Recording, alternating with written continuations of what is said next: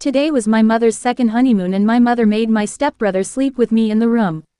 I was not a young girl who was fit to get married. As soon as I heard my mother's voice in the middle of the night, I looked at my stepbrother who was sleeping with me. He was fast asleep. I lowered my pajamas a little and took my stepbrother's hand and took it inside the pajamas and started to move his finger in and out. A few minutes had passed when my brother's hand was filled with water. As soon as I tried to take my brother's hand out, I saw my brother's. I am a 14-year-old girl. I was not so young that I could not understand that my mother was getting married again, but I was not so old that I could accept it. It was very difficult for me to accept another man as a father in place of my father. But this difficulty became a torment when my stepfather and stepbrother also joined my life, and as soon as I saw it, life in this earth became narrow for me. My mother left and started going to a new house, so she also took it with her. As soon as I entered the house, a boy first came and greeted Amma. Amma looked at him with love and then on seeing me, she said, "This is your elder brother Atif. From today on, you should live with your elder brother with love and affection." I was surprised by Amma's words. Suddenly, where had my elder brother come from? Then I realized that he was my stepfather's son, whom Amma had given the status of my elder brother. Mir Abhay was looking at me from head to toe with very strange eyes. I don't know why. I didn't like him at all in the first meeting. Amma left me in my room and said, "From today, this is your room. I am with your father in the other room. If you need anything, call me." Tears came to my eyes after hearing the other father. Every relationship had changed in just a few months. Amma went to her room with my stepfather and then after a while, I felt thirsty. I saw that there was no water in the room. I called my Amma, but she didn't come at my voice. My thirst for water started increasing, so I came out of the room myself. This house was completely new to me, so I was searching for the kitchen in the dark when suddenly I bumped into someone, and before I could scream loudly someone covered my mouth with their hand. My father started to writhe, then someone came close to my ear and said softly, "Don't make noise, Mom, or Dad will get worried." My breathing started to stop badly and I recognized from the voice that it was none other than my brother Abhay, my stepbrother Atif. I was trembling continuously. I tried to free myself, so he slowly let go of me and said, "Why did you come out of the room so late at night?" I was scared and told him that I wanted water, so he himself took my hand and took me to the kitchen and handed me a glass of water. His eyes were still fixed on my existence and it seemed as if he would eat me with his very eyes. Atif was a young boy of about 14 years old. I was only 14 years old. There was a strange warmth in his eyes, that's why I was afraid of him in the darkness of the night. He came close to me once again and said, "Pray, you don't need to be afraid of me. Now I feel very much like you." Atif's tone scared me. His style convinced me a lot. I was young, but not so young that I couldn't understand his style. I barely cleared my throat and ran back to my room. Mir Ajid was shaking badly. The first night in this house was very heavy on me. I had only been sitting in the room for a short time when the door of the room started ringing. Mir Adal was shaking like a dry leaf. I was sure that Atif would be there at the door, that's why I had no intention of opening the door.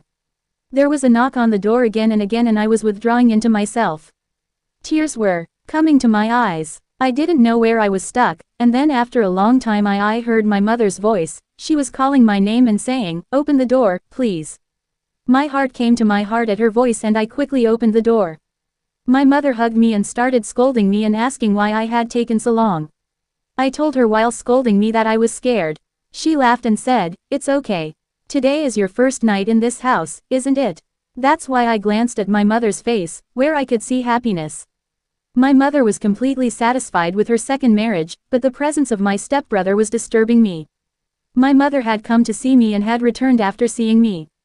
I had closed the door of the room again properly, but then it started happening every night. As soon as evening came, I would lock myself in my room and close the door properly because I was starting to feel afraid of Atif. I felt the eyes with which he had stared at me all day, penetrating my being. Whenever Amma was here or there, he would praise my beauty in meaningful tones and try to make me realize that I was not a child but had grown up, and in Amma's presence he would become as noble as if no one was more noble than him. A month had passed since his marriage, and in that 1 month he had rarely let me appear in front of my stepfather. I had come to realize that my stepfather did not want to adopt me as his daughter, and that is why Amma kept me away from his eyes. On the other hand, my stepbrother used to bother me so much and wandered around me that I would get fed up. Many times I tried to tell Amma the same thing, but she would always silence me by saying that you are thinking too much. It is nothing like that, he is your brother and wants to take care of you.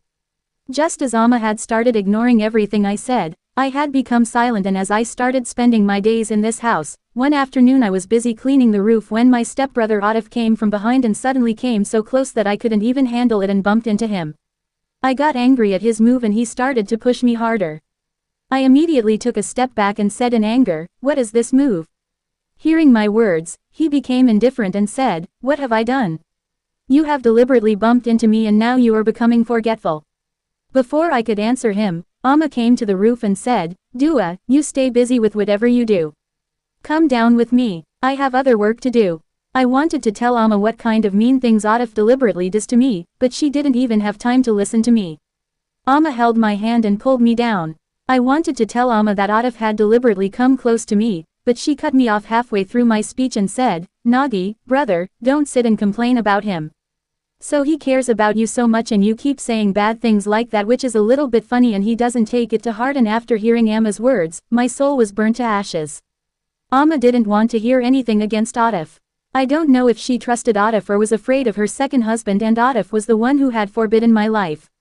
Whenever he got a chance, he would come close to me, harass me, try to touch me. And by expressing his desire, he would take my life.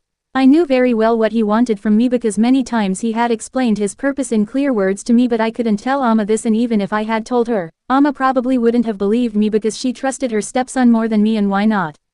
My stepfather had made my mother sit on my lap, and that was the reason why her son had also become dear to her, and I was being ignored even though I was her only child. In the beginning, my mother would answer some questions from Atif after listening to my complaints, but as time passed, I don't know what had happened to my mother. She had closed her eyes like a dove and had left me in Atif's trust. One day, my mother left me at home and went to the market. By chance, Atif returned home early from college. He had not had the opportunity. Neither she nor my father were at home. As soon as he saw me, he came to me and said, "Pray, you are very beautiful.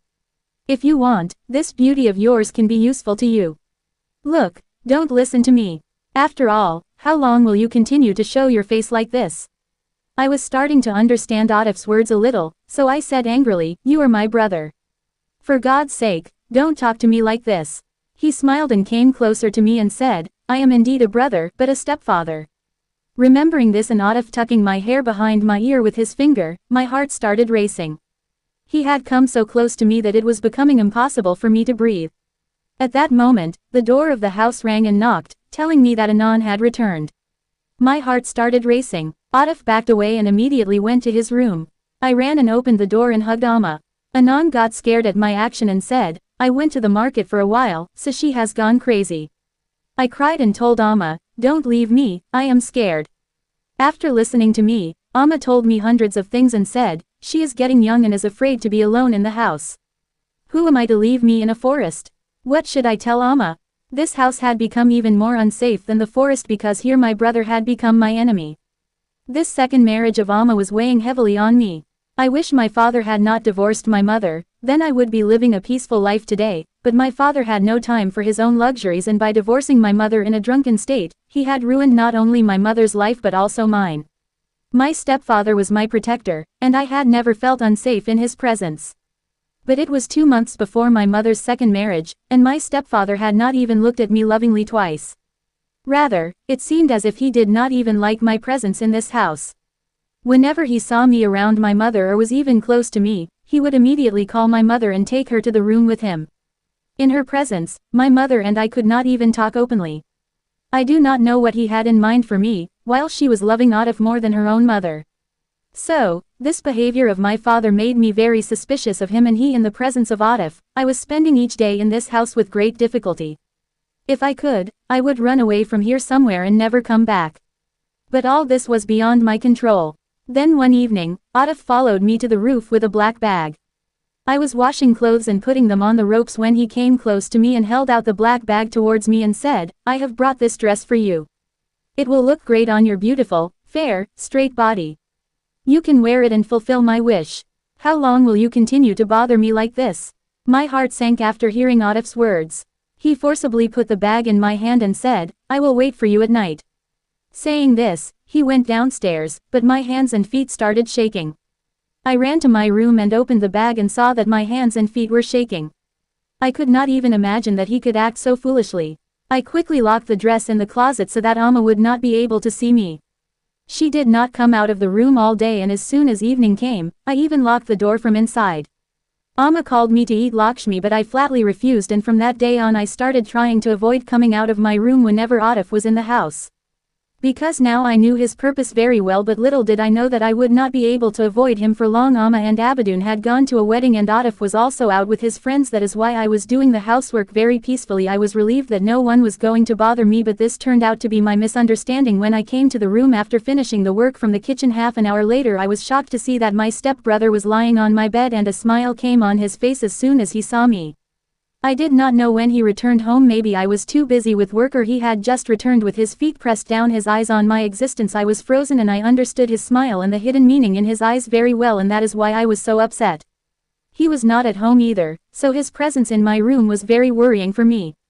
I stammered and told my brother that it is not right for you to come to my room in my absence. You should leave my room right now and at this moment. Although I knew that all these things were meaningless to him, I was trying my best. Atif smiled and looked at me and said, I had brought you such a beautiful dress and I was hoping that you would definitely show me by wearing it, but you don't appreciate my gifts. What have I asked for? You are getting so angry, even though there is no one at home. Quickly wear that dress and show me. You are so beautiful. How long will that dress last on you? Today, together, we can easily do the work for which I have been waiting for so many days. My heart sank after hearing Atif's words because I knew very well what he wanted from me and I could never do such a wrong thing. I quickly took out that dress from the closet and placed it in front of Atif and said, do you think I will wear such clothes? This is neither my training nor have I ever worn such clothes before. Atif opened the shopper and took out the dress and spread it in front of me. I thought, what is wrong with it? Look, how beautiful it is. As soon as my eyes fell on that dress, I became tearful with shame and I told him, are you not ashamed? I am your sister and you want to see me in such clothes. After that, after hearing what Atif said, my heart wanted the earth to split and I would get into it. I told him, now get up and leave my room because I will not tolerate this mess any longer. Atif grabbed my arm tightly and said, there is no need to be a simple and noble girl. I know very well what girls like you are like. Just look at your mother. How she has trapped my father in her trap and married him. I was shocked to hear such things about my mother from Atif's mouth because he used to be very good and obedient to my mother, but I could not even imagine that he would have such dirty thoughts about my mother. Atif openly explained his intention to me and said, if you do not listen to me, I will tell my father such stories of your misbehavior that he will throw you and your mother out of this house. I told Atif while crying that never do that. My real father has already left us to suffer a lot and now because of you, we are once again helpless. You will be a helper, Atif said, then fulfill my small request. I don't want you to wear this dress and make a video. What are you doing? I have told you to hide your face. I will only capture your existence on camera. Millions of views will come on each video. We will both make a lot of money from your beauty. I folded my hands in front of Atif while crying and said, I don't belong to a family where such indecency is practiced. I can't make a video. I can't even think about wearing such a semi-naked dress. Atif came closer to me and said, do you know that I have a debt of thousands of rupees? How many times have I lost? And now if I don't pay the money, we will all have a very bad end. So listen to me and hide your face and make such a video that people will keep looking at you and we will make a lot of money. If you don't do all this of your own free will, I will force you. I will record all of that in the room. The tall, broad Atif was threatening me badly and I was standing in front of him trembling. I had no choice. He was forcing me to wear that dress and I was moaning in front of him, but he had no mercy on me. He wanted to use me to earn money and he had told me this long ago, and before I could do anything wrong under his threats, there was a loud knock on the door.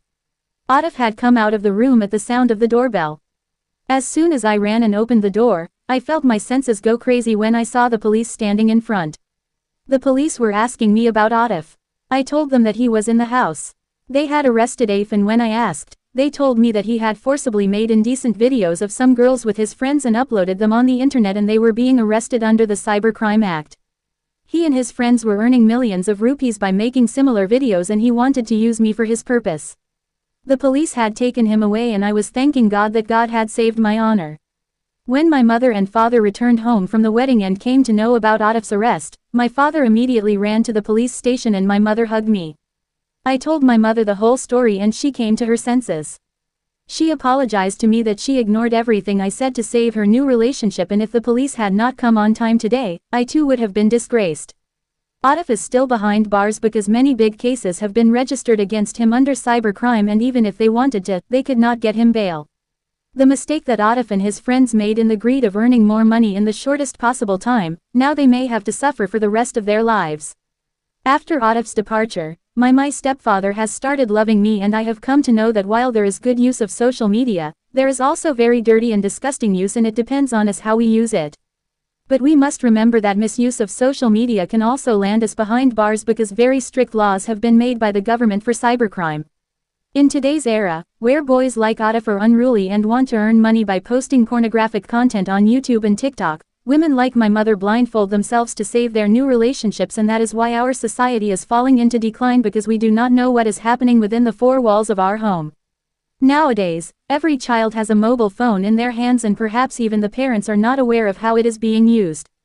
There were many lessons hidden in my story today. What have you learned from my story today? Please tell me in the comments. Do you think that children should be given mobile phones openly, or should they be banned?